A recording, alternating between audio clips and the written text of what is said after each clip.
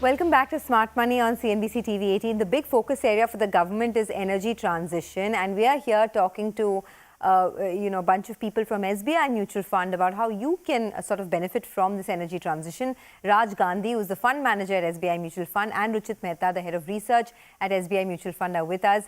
Ruchit, we were talking about whether the sector is prone to any risks from a regulatory angle, right? That is the other big question, because we've seen over the past, if you map the last decade or so, a lot of these companies that are PSU companies have not given the best returns. Of course, now the last 2 years are different. But if you just look at in hindsight, is there any regulatory risk that we're staring at?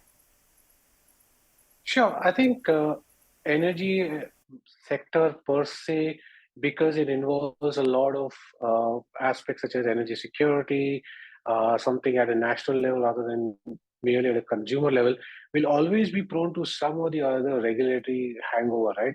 So one cannot truly rule out government intervention at any point in time. But mind you, this is not something that's unique to India per se right now. Globally, you've seen a lot of moves by governments to sort of make sure that energy prices don't go haywire. Like we have a windfall tax, it's something that a lot of countries have implemented. But as Raj also mentioned, and an important aspect is that the government has moved away a lot on the reform side for the sector. If you think of it simply, right, earlier we used to subsidize consumption, right? You would have petrol and diesel prices being sold below what the market price should be, and the government giving a subsidy.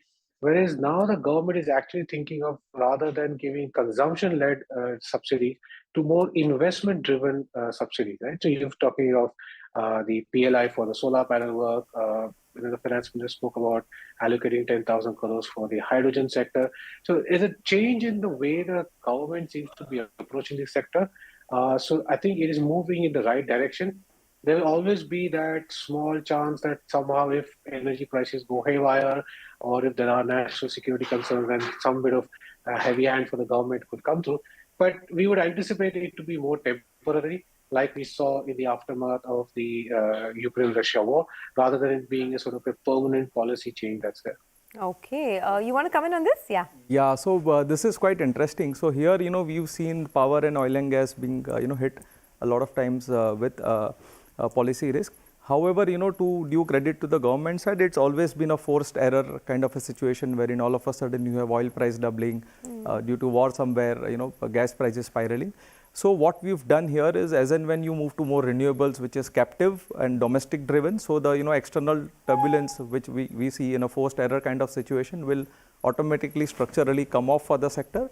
Also, what we've done, if you see across, kerosene consumption, which at peak was 40,000 crore of subsidy. Today, our kerosene consumption is just a fraction of what it was, because all was going to adulteration and we've stopped that.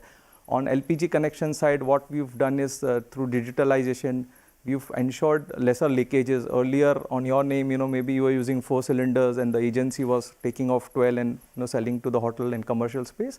Now you pay full price for the cylinder, the subsidy comes straight to your account.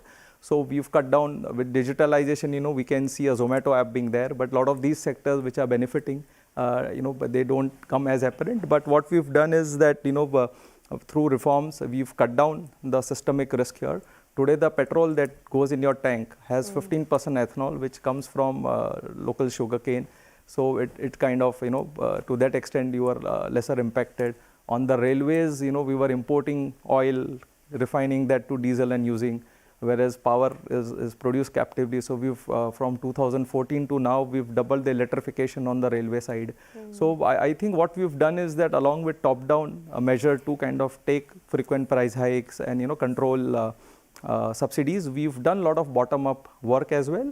And also what is interesting is that, the new, when we speak in Delhi and all, when we do our checks, it comes out very apparent they are aware of the political vote bank that a new energy has. Imagine lakhs of acres being bought and money in the pocket of the people. So it is a big boost to the economy. Absolutely. Today that money was going out and not available for us as a sector, as a profit pool here. Now you will be capturing that profit pool here. It's money in the pockets of the people. When we do hydro in Northeast, we get renewable power, cheap power. Plus, let's say you control the flooding in Bihar and UP, parts of UP that you have every monsoon. You can control the flow of water. So, imagine the kind of vote bank any party can have if you say that we've kind of controlled the flooding. And also I think there is a lot of economics as well as positive politics as we transition, which is where we feel the policy environment would be much more supportive versus. Okay, so the big question, right? Can India really attain leadership in the new energy space? And within the listed universe as well, what is the kind of opportunity that this presents? Ruchit, you want to take that? I think for us, we have a large capability on the solar side of it, and that will be good for us to sort of build scale capacity here, and that can be used towards some of the newer fuel technologies such as hydrogen, right? Because to generate hydrogen, you need a lot of electricity as well, and coupling that with solar makes it green hydrogen. And hydrogen as a fuel can be transported globally in different forms. So I think if we do it correctly, then over the coming decades, then one can be a global player on that side of it. And that's an interesting area because you're seeing investments happen across all of the traditional energy companies, right? Being the oil marketing companies or the large refining and marketing companies. Everybody seems to be investing in some form or the other manner on the hydrogen value chain.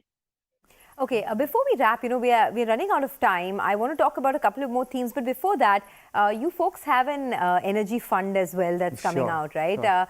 But my question to you is this, that at a time when there are many such funds like this in the market, this is a space that has sort of become a bit cluttered now, a bit well discovered as well. What makes your fund stand out? So, as we stand today, there is no single pure energy fund. If you see the other peer set which is available, it's much more diversified in form of it being a more natural resource play with lot of metals also in it, it being more power plus infra. So, it has a lot more of cement and chemicals and lot other sectors. So, in terms of having an exact peer set which is pure dedicated to energy sector, probably we would be the only domestic fund here. Available, yeah. Okay, that's interesting. But the energy index has been an outperformer, right? So do you expect this kind of performance to continue? So, despite of it being an outperformer, what we've seen is that profit pool has also has come in. So, in terms of valuation, when we see, it's still reasonable versus where the market is. On December ending trailing basis, if you were to see, our energy index is still at 25% discount to the benchmark. And X of Reliance, which is a more heavyweight, the overall headline valuation across the sector is still reasonable. And where you have a complete new sector emerging, like how we are transitioning. In fact, it is a proud moment for us that climate change index has ranked India amongst the best in the G20 countries in terms of taking action on the climate change. So I think given where we are headed, given the advantage that we have, the valuation seems fairly reasonable given the potential. Okay, just a couple of more minutes left. Ruchit, you want to wind down with any closing remarks on what the kind of opportunity is that investors have in this sector? Sure. I think, if I were to pitch it to a customer, look, you have a sector which has fairly good long-term growth potential. You have a sector that's going through a fairly interesting transition period where not only will the sector see new players emerge, but also the incumbents will be able to play a significant part of the transition that's there. And as Raj mentioned about it, valuations are in your favor, especially considering where a lot of other sectors are trading at and the general market itself is trading at. So I think you've got a combination of good long-term growth and reasonable valuations in your favor. All right, gentlemen, thanks a lot for joining me on the show. It was really a pleasure speaking to you and understanding what is the opportunity that we have in terms of energy transition. Sure. Thanks a lot for having us here. All right. With that, it's curtains down on this edition of Smart Money. Thanks a lot for watching.